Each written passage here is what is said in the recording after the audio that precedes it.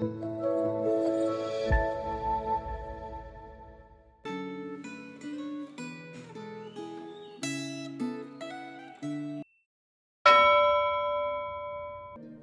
Bapak Ibu Saudara. Hari ini judul dari perenungan firman Tuhan kita berjudul Kerapuhan Para Murid. Sebelum kita mulai, mari kita berdoa lebih dahulu. Bapa, kami bersyukur hari ini ada firman Tuhan yang bisa kami dengar. Kami yakin melalui firman Tuhan ini Tuhan mau berbicara sesuatu pada kami. Tolong setiap kami ya Tuhan. Terima kasih. Dalam nama Tuhan Yesus kami berdoa. Amin. Hari ini renungan firman Tuhan diambil dari Matius pasal yang ke-26 ayat 36 sampai 46. Izinkan saya untuk membacakannya bagi Bapak Ibu Saudara di ayat 40 dan 41. Demikianlah firman Tuhan. Setelah itu ia kembali kepada murid-muridnya itu dan mendapati mereka sedang tidur. Dan ia berkata kepada Petrus, "Tidakkah kamu sanggup berjaga-jaga 1 jam dengan aku? Berjaga-jagalah dan berdoalah, supaya kamu jangan jatuh ke dalam pencobaan. Roh memang penurut, tetapi daging lemah." Bapak Ibu Saudara, saat menghadapi penderitaan yang puncaknya berupa kematian di kayu salib, Yesus Kristus bergumul di dalam doa. Di kayu salib, dia menempati posisi manusia berdosa dan menanggung murka Allah atas dosa manusia. Kristus paham bahwa dosa adalah masalah yang serius dan hukuman dosa itu amat mengerikan. Murka Allah dahsyat dan membuat ia merasa gentar dan sangat tertekan.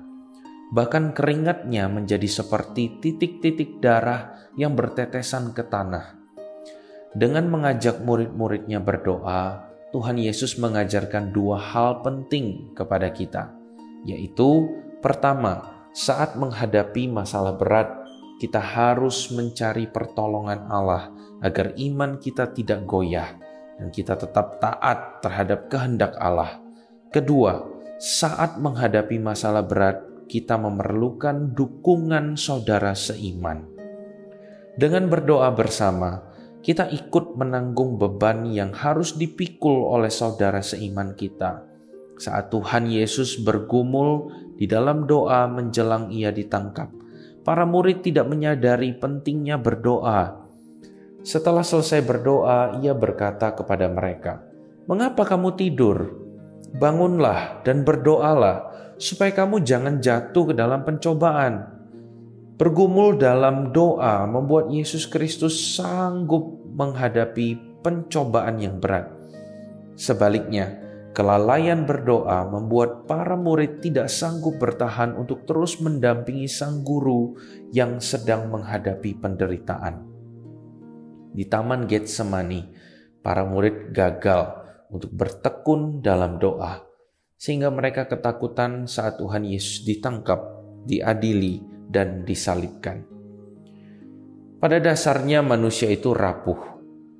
Pada malam sebelum ia ditangkap, Tuhan Yesus mengingatkan para muridnya bahwa pada malam itu iman mereka semua akan terguncang.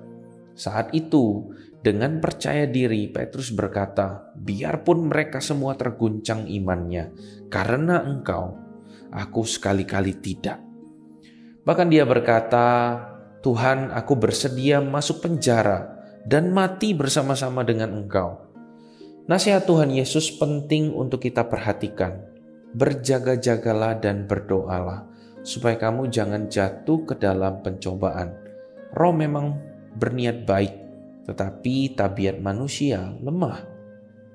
Tuhan Yesus sadar bahwa penderitaan yang puncaknya adalah kematian di kayu salib itu amat berat. Dan penderitaan itu sekaligus merupakan tekanan berat bagi para muridnya. Sayangnya, para muridnya tidak mengindahkan peringatan sang guru dan tidak berdoa untuk mengantisipasi datangnya keadaan sulit. Saat ini, umat Tuhan bagaikan domba di tengah-tengah serigala. Apakah Anda sudah bertekun dalam doa untuk mengantisipasi kemungkinan datangnya situasi sulit? Apakah Anda memiliki teman berdoa? Mari kita berdoa. Bapa, kami bersyukur untuk firman Tuhan yang sekali lagi mengingatkan kami, menegur kami. Di tengah kami menjalani hidup ini, seharusnya kami selalu menjalaninya dengan doa.